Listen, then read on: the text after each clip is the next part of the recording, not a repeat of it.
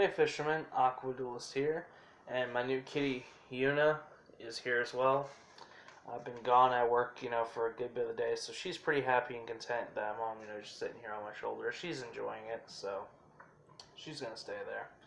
But I want to talk about King's Court because the full set spoiler got, basically announced last week, which kind of sucks that I'm doing this a week later, but I've had stuff kind of pushed back because of my order from Lightning Overdrive getting, delayed and apparently missing, so that kind of sucked. But um, nonetheless, still want to do this video because I want to share my thoughts on it because this set is surprisingly really insane. It's actually freaking awesome. I'm full on just love this set. Really, it's really nice. So first thing I do, first thing that's awesome is, one of the things I really like is it's not, a side set where it's like, oh, new archetypes and all that. No, the full thing is mostly legacy support. That's the whole thing. It focuses on legacy support, which, and then we're getting some imports, and we're also getting some really much needed reprints, I feel. First of all, in the imports, I just want to say Crystal Girl finally coming to the TCG. We're getting Legendary Fisherman support. That's the most important thing out of this. That card is indirect support for Legendary Fisherman, and it's super important. Well, it's a super too, which is nice. But really important there. Most important card out of the set. Right there. That's all that matters. Just fuck every other card in the set. No, I'm kidding. Set's really freaking good, actually. So,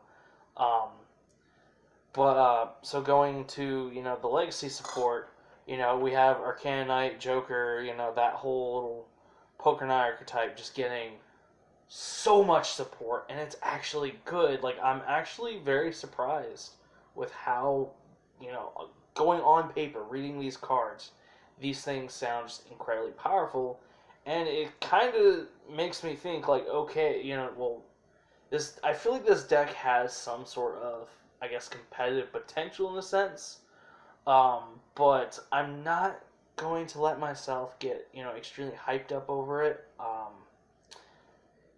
expecting that right out the gate, despite how powerful some of these cards they have are, because there's been so many times where cards just on paper seem insanely powerful, and they come out and they're just not as good and end up flopping. The thing with this, though, is they have, it's not just one powerful card. No, they have a lot of really powerful ones.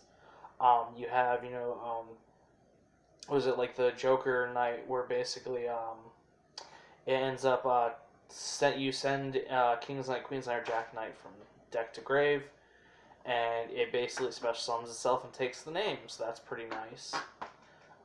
Then you have one spell that literally summons a Queen's Knight from deck, and then you get to add a King's Queen or Jack Knight, and then basically get to a immediately normal summon.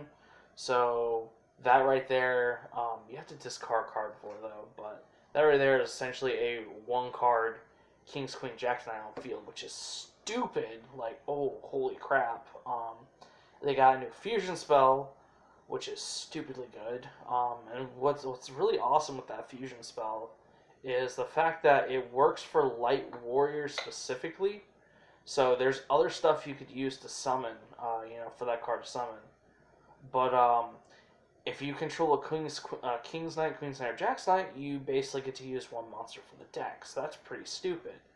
And the fact that even using that doesn't restrict you into, Arcana Knight Joker right there, that's pretty crazy. You have another card where the secondary effect on it is you basically get to banish the King, Queen, and Jack if you want from the grave, and then you draw up to the amount of cards you banished. That's pretty awesome. This deck's just got loads of just insanely powerful new cards. So I'm hoping that, it all comes together really well. The thing that I do kind of hate, though, is it's mostly all hollows, which, that's not a bad thing. I love hollowing my deck out. Love play holos. But it could be kind of pricey actually. Like right now in pre-sales, they have two ultra rare cards. You're looking at about $20 a piece, and you're gonna want to play a play set of them. So you're already in pre-sales right now, looking $120 for 6 cards. Now this is in pre-sale still, so obviously when the cards come out, it's gonna actually go down, unless buyouts happen. But regardless, that's $120 for 3 cards. That's just kind of not a lot. Not everyone can afford that. So regardless, I do want to build this deck. And if it's like I'm not looking to just drop 120 like that, just for those 6, not including everything else, because we don't know how prices are going to be. But yeah,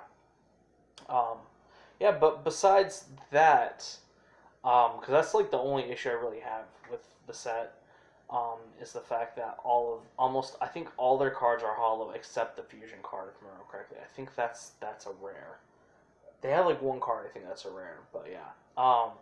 Anyways, going to continuing on. But like what's really cool is we do see some legacy support for other stuff, even though it's only like one card.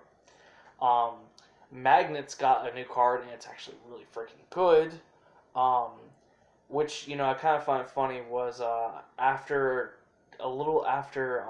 Rise of the Duelist came out, I did a video talking about cards that you use that could get support, and I specifically mentioned Arcanine Joker and Magnets, and what do you know, it happens. So and we're getting Crystal Girl finally. So Konami, if you're watching my videos, I very much appreciate that.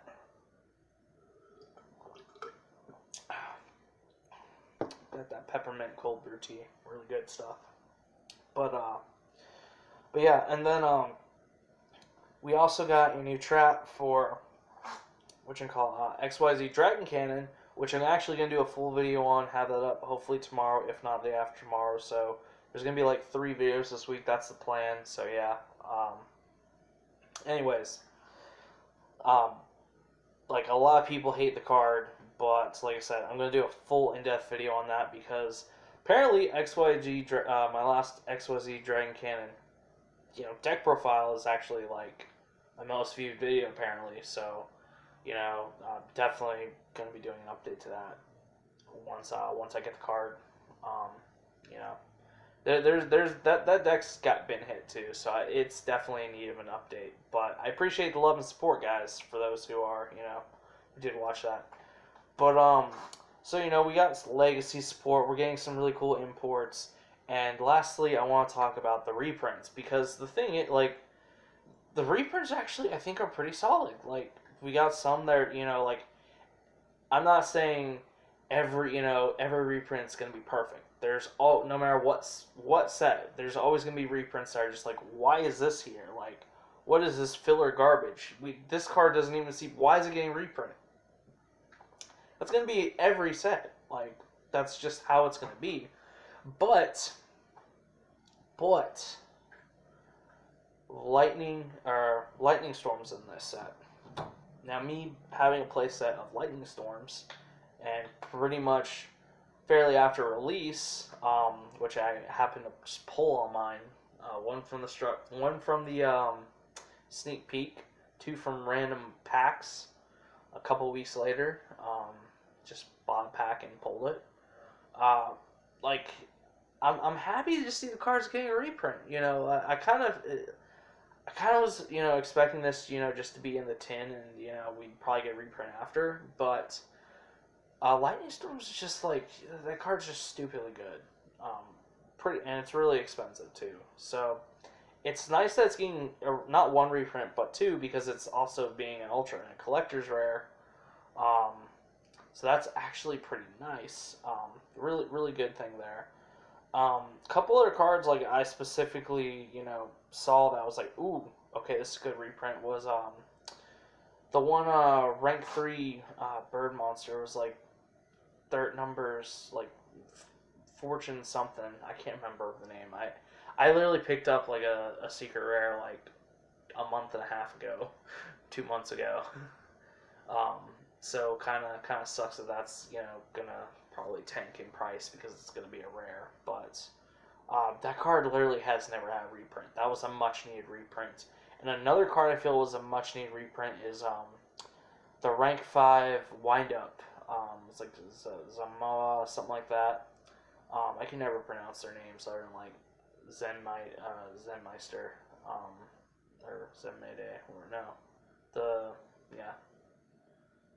Anyways, that card's never actually had a reprint too, and I mean honestly, it's not a bad rank 5 at all. Fairly good. Basically, rank 5 Twin Twister is kind of how I feel, how I basically look at it. There's actually like the thing is this set's got some pretty good reprints. So, like overall, I think this is a solid set. Yes, there's some cards in there that's just like this they could have replaced with better things. But that's every set. Overall, this is a very solid set. Like I'm extremely happy for it. Like there's just so much stuff in this that I was really wanting to see happen. And it's happening. So I'm really excited for this set. So guys, are you guys excited for this set? Let me know down in the comments. Don't forget to harpoon that subscribe button, harpoon that like button. Really helps out the channel because a lot of my views actually come from non-subscribers. So really appreciate if you hit that subscribe button.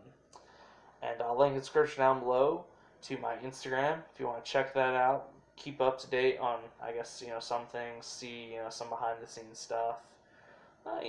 It's there. There's stuff going on there.